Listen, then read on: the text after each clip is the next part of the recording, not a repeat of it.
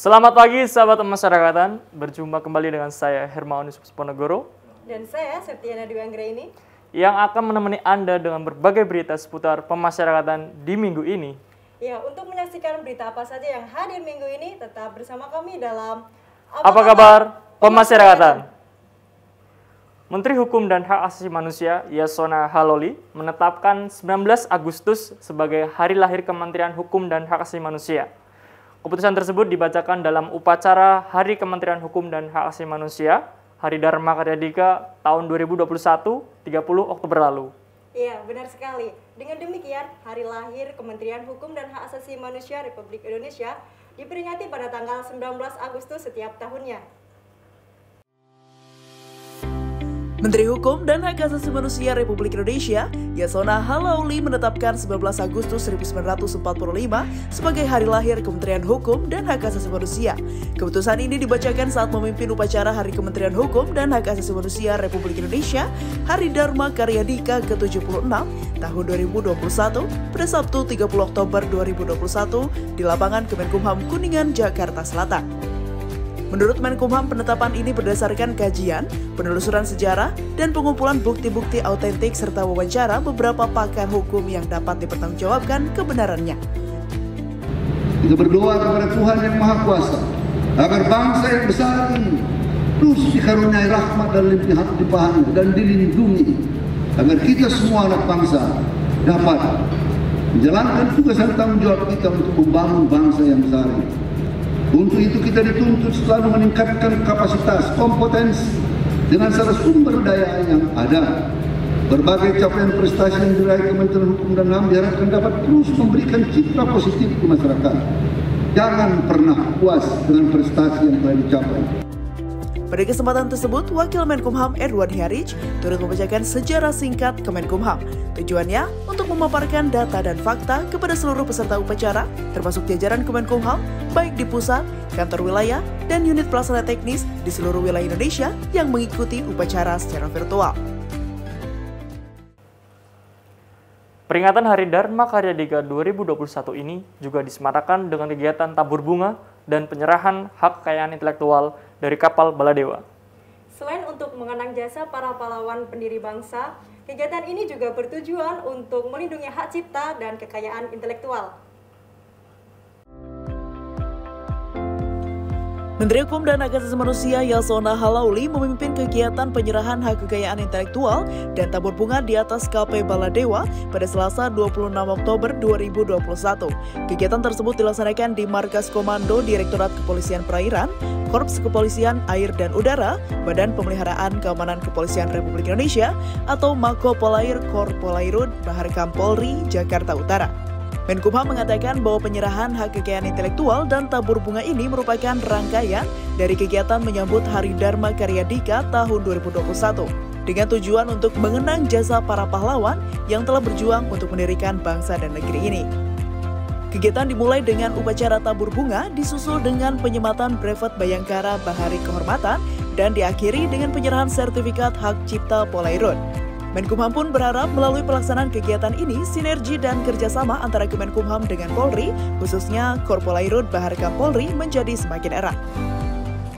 Kegiatan penyerahan hak kekayaan intelektual merupakan bagian dari rangkaian acara dalam rangka memperingati Hari Dharma Karya Dika tahun 2021. Kegiatan ini bertujuan untuk mengangkat jasa para pahlawan yang telah berjuang mendirikan bangsa dan negara.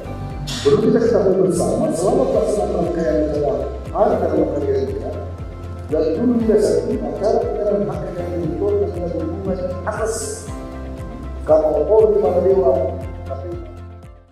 Keterlibatan masyarakat dalam penyelenggaraan pemasyarakatan melalui keberadaan Pokmas Lipas telah menunjukkan hasil nyata. Ya, hal ini dapat dilihat dari keberhasilan Rumah Kreatif Obobo, anggota Pokmas Lipas Besutan Bapas Kupang yang telah berhasil melakukan pemberdayaan klien pemasyarakatan. Direktorat Jenderal Pemasyarakatan bekerjasama dengan Kantor Wilayah Kementerian Hukum dan Hak Asasi Manusia Nusa Tenggara Timur dan pemerintah daerah Kupang menyelenggarakan Ekspos Nasional Kinerja Pokmas Lipas pada Selasa 28 Oktober 2021. Kegiatan ini ditandai dengan penandatanganan prasasti digital secara virtual oleh Direktur Jenderal Pemasyarakatan Reinhard Silitonga. Sekali lagi, saya atas nama pribadi dan pemerintah Kota Kupang berterima kasih pada Kementerian atas kreativitas, kerjasama, dan juga program yang sangat luar biasa ini untuk membantu saudara-saudara saya di Nusa Tenggara Timur, khususnya di Kota Kupang. Keberadaan Pokmas Lipas adalah bentuk upaya meningkatkan keterlibatan masyarakat dalam penyelenggaraan pemasyarakatan. Pokmas Lipas diharapkan dapat mendorong penerapan keadilan restoratif yang berfokus pada kebutuhan korban maupun pelaku dengan pelibatan masyarakat, bukan hanya memenuhi ketentuan hukum atau menuntut penjatuhan pidana. Sahabat pemasyarakatan, Lapas Palangkaraya melaksanakan kegiatan pembinaan yang tidak biasa bagi warga binaan pemasyarakatan, yaitu budidaya lobster air tawar. Ya, benar sekali. Lobster air tawar yang lezat ini dipercaya dapat menjadi peluang bisnis yang menjanjikan. Lembaga Pemasyarakatan Kelas 2A Palangkaraya melakukan terobosan dengan mengembangkan budidaya lobster air tawar. Budidaya lobster dipilih karena merupakan salah satu peluang bisnis yang menjanjikan, terlebih dapat dibudidayakan dalam skala kecil. Selain itu, lobster air tawar merupakan produk kuliner yang digemari masyarakat karena rasanya yang lezat. Kepala Lapas Palangkaraya Chandra Lestiono berharap kegiatan pembinaan budidaya lobster bagi warga binaan ini dapat menjadi salah satu pendongkrak pendapatan negara bukan pajak di Lapas Palangkaraya. Saat ini, Lapas Palangkaraya telah memiliki 60 ekor indukan lobster air tawar yang siap dikawinkan. 5 ekor diantaranya sudah bertelur dan beberapa diantaranya bahkan telah menetas. Lapas Pemuda Tangerang menerima kunjungan dari anggota Komisi 3 DPR RI, Muhammad Rano Alfat. Pada kunjungan tersebut, Rano meninjau langsung beberapa fasilitas layanan dan menyaksikan kegiatan pembinaan yang diselenggarakan di dalam lapas. Lapas Pemuda Kelas 2 Tangerang menerima kunjungan kerja anggota Komisi 3 DPR RI Muhammad Rano Alfat pada Selasa 19 Oktober lalu. Dalam kunjungannya, Rano menjaring aspirasi dan masukan guna meningkatkan kualitas pelaksanaan program pembinaan dan pelayanan di Lapas Pemuda Kelas 2A Tangerang. Pada kunjungan tersebut, Rano meninjau kegiatan pelayanan dan pembinaan yang dilaksanakan Lapas Pemuda Tangerang, diantaranya Posyandu Publik, Posyandu Warna, Balai Baca, Balai Kongko, Galeri Kegiatan Kerja, Kampus Kehidupan, dan Dapur Sehat. Rano pun menyampaikan apresiasi atas kinerja jajaran pemasyarakatan dan ia berjanji akan menindaklanjuti aspirasi dan masukan dari pihak lapas demi peningkatan kualitas pembinaan dan pelayanan terhadap warga binaan pemasyarakatan.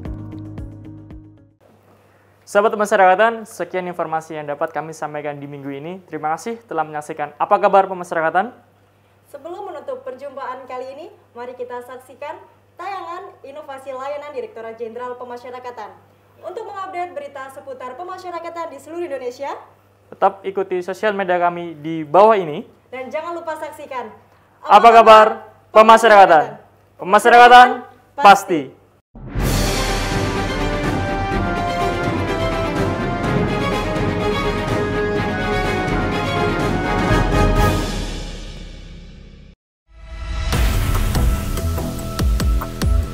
Sahabat pemasyarakatan, jika kamu ingin mendapatkan informasi atau data terkait pemasyarakatan seperti berapa sih jumlah UPT pemasyarakatan di Indonesia dan berapa sih jumlah narapidana yang ada di Indonesia, Direktorat Jenderal Pemasyarakatan menyediakan layanan SDP Publik dengan fitur jumlah UPT dan sebarannya, jumlah penghuni, warga negara asing, tingkat hunian lembaga pemasyarakatan dan rumah tahanan negara, anak, data warga binaan pemasyarakatan, perawatan, Bapas, pengelolaan basan dan baran, sumber daya manusia, anggaran dan realisasi, dan overstaying.